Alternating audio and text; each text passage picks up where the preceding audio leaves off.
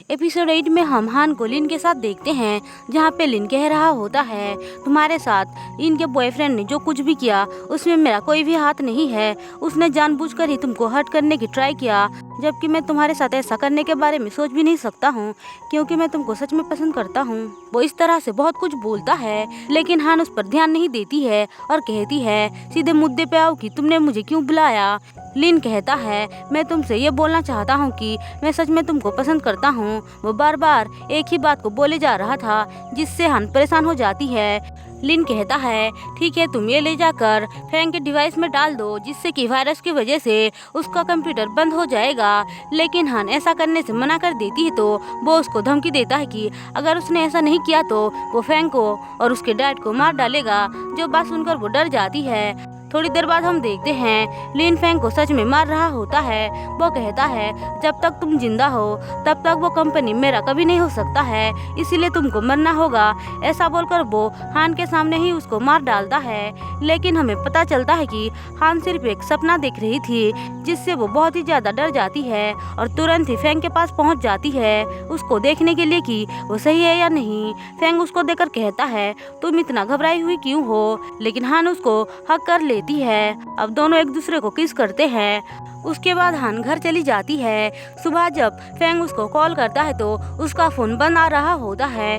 तभी वहाँ पे इन आती है और कहती है वो जा चुकी है हमेशा के लिए तुम्हें छोड़कर। जो बात सुनकर फैंग कहता है, तुम ये सब क्या बोल रही हो? सच बताओ, तुमने क्या किया उसके साथ? अब हमें एक फ्लैशबैक दिखाया जाता है, जहाँ पे इन हान को कह रही होती है कि कैसे उसके डैड हमेशा से अपनी मर्जी से उसको चलाते आ रहे थे।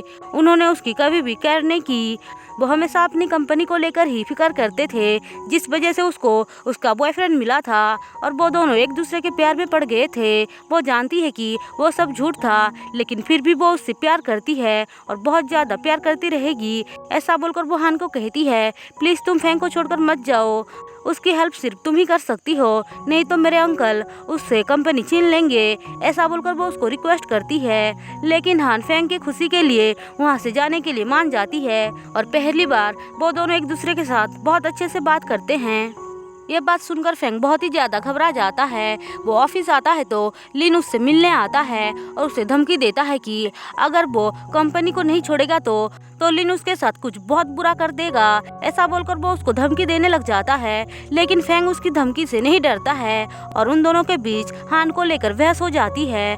वहीं दूसरी तरफ हान घर छोड़कर हमेशा के लिए जाने के लिए रेडी हो रही थी। हम देखते हैं लिन फैंग को बिना बताए ही मीटिंग अरेंज करती है, जहाँ पे वो प्रेसिडेंट बनने वाला था। लेकिन तभी वहाँ पे इन आकर सब कुछ बर्बाद कर देती है। वो कहती है, फैंग को बिना बताए ही आप ये सब कैसे कर सकते हो? ऐसा बोलकर वो उसको रोकने लग जाती है।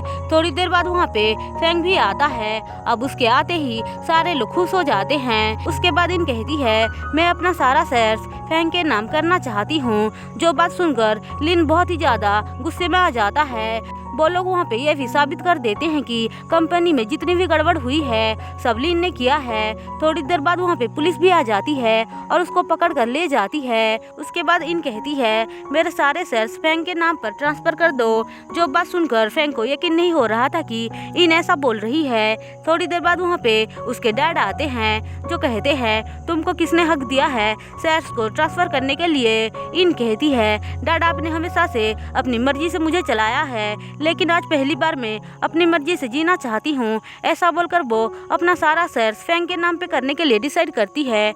लेकिन तभी वहाँ पे फैंग कहता है, तुम सच में बहुत बदल गई हो इन। फिर वो कहता है कि मैं अपना सारा शेयर्स इनके नाम पे करना चाहता हूँ और वही न्यू प्रेसिडेंट बनना चाहिए। ऐसा बोलकर वो खुशी खुशी अपनी सारी शेयर्स को उसके नाम कर देता है। इनके डैड उसे धमकाते हैं कि वो बहुत पछताएगा, लेकिन अब फैंग को कुछ भी फर्क नहीं पड़ता है। वो सीधे वहाँ से हान को ढूंढने के लिए निकल जाता है। हम देखते हैं हान अपनी फ्रेंड के पास आई हुई थी, जहाँ पे थोड़ी देर बाद फैंग भी उसको ढूंढते हुए आ जाता है।